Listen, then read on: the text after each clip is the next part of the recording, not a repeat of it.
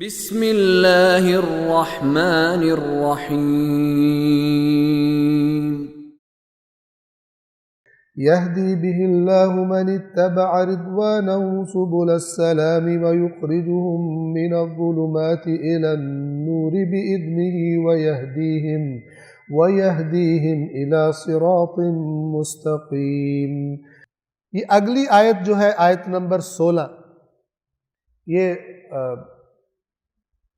یہ جو آیات ہیں چند، یہ تھوڑا سا ٹائم زیادہ لیں گی، اور میں اس آیت کے ذیل میں اگلی آیت پر جانے سے پہلے تفسیر میزان جنہوں نے لکھی ہے علامہ محمد حسین طباطبائی، ان کی عبارت کا ترجمہ جو تفسیر میزان میں انہی آیات کے نیچے موجود ہے، جو دیکھنا چاہے دیکھ سکتا ہے، پوچھنا چاہے تصدیق کر لے گا۔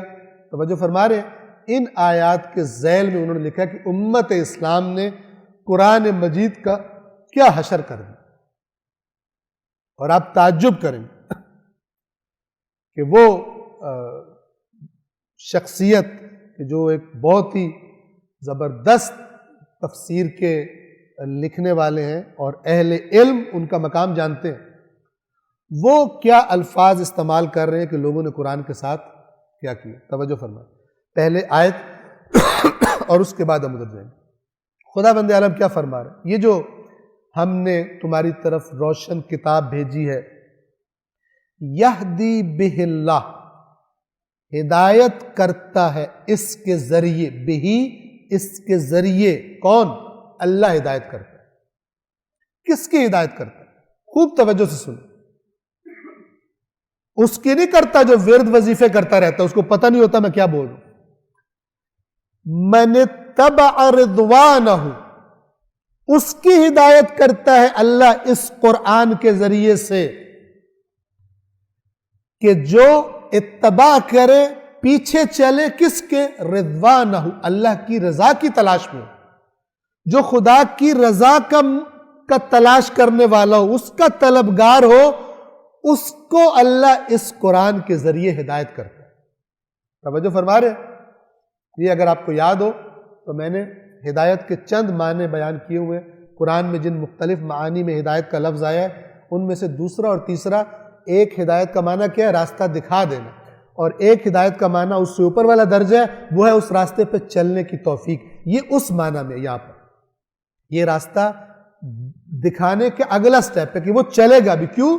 طالب ہدایت ہے۔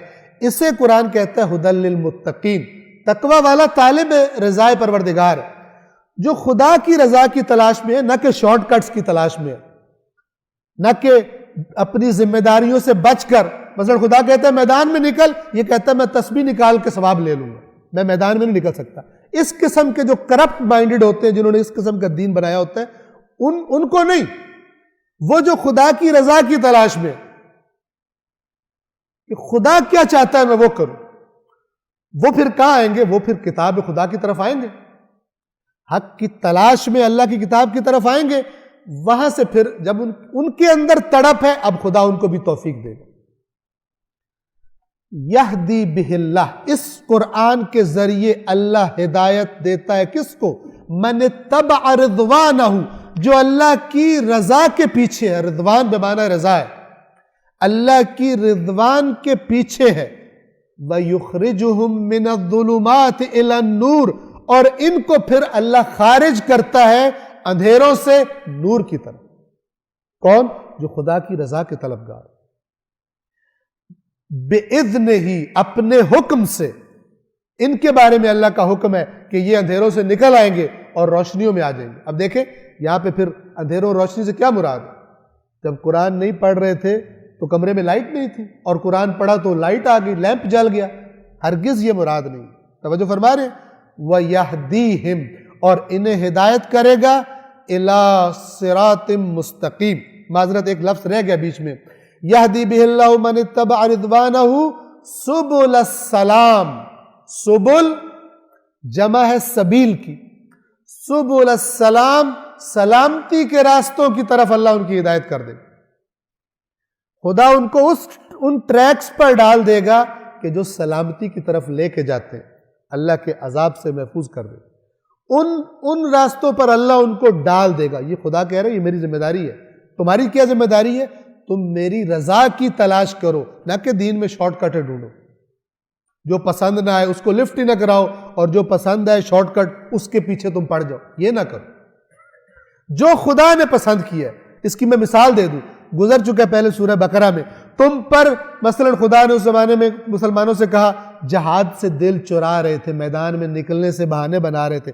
فرمایا تم پر جہاد فرض کر دیا گیا، حالانکہ وَهُوَ كُرْهٌ لَكُمْ، وہ تمہیں پسند ہی نہیں ہے. وَعَسَىٰ أَن تَكْرَهُوا شَيْئًا وَهُوَ خَيْرٌ لَكُمْ، ہو سکتا ہے تمہیں کوئی چیز اچھی نہ لگے اور وہ تمہارے لیے اچھی ہو. وَعَسَىٰ أَن تُحِبُّوا شَيْئًا وَهُوَ شَرٌّ لَكُمْ، اور ہو سکتا ہے تمہیں کوئی چیز بڑی پسند ہو اور وہ شر ہو تمہارے لیے. وَاللَّهُ يَعْلَمُ وَأَنْتُمْ لَا تَعْلَمُونَ، اللہ جانتا ہے تم نہیں جانتے.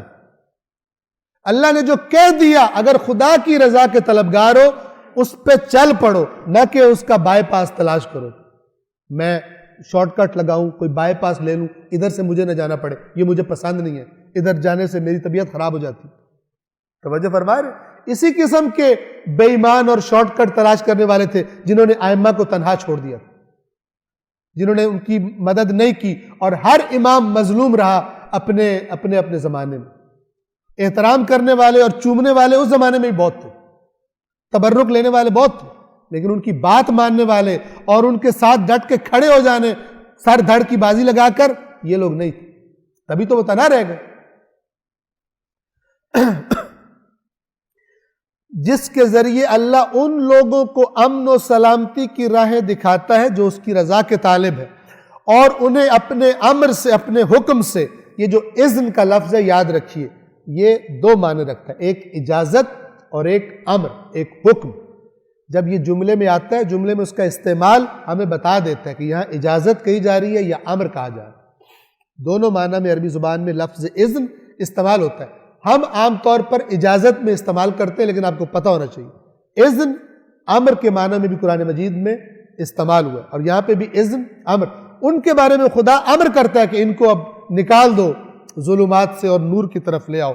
وَيَهْدِيهِمْ إِلَىٰ صِرَاطٍ مُسْتَقِيمٍ، اور ان کی رہنمائی کرتا ہے اس سیدھے راستے کی طرف جس میں کوئی ٹیڑھا پن نہیں، بالکل سیدھا ہے. اللہ العلی العظیم.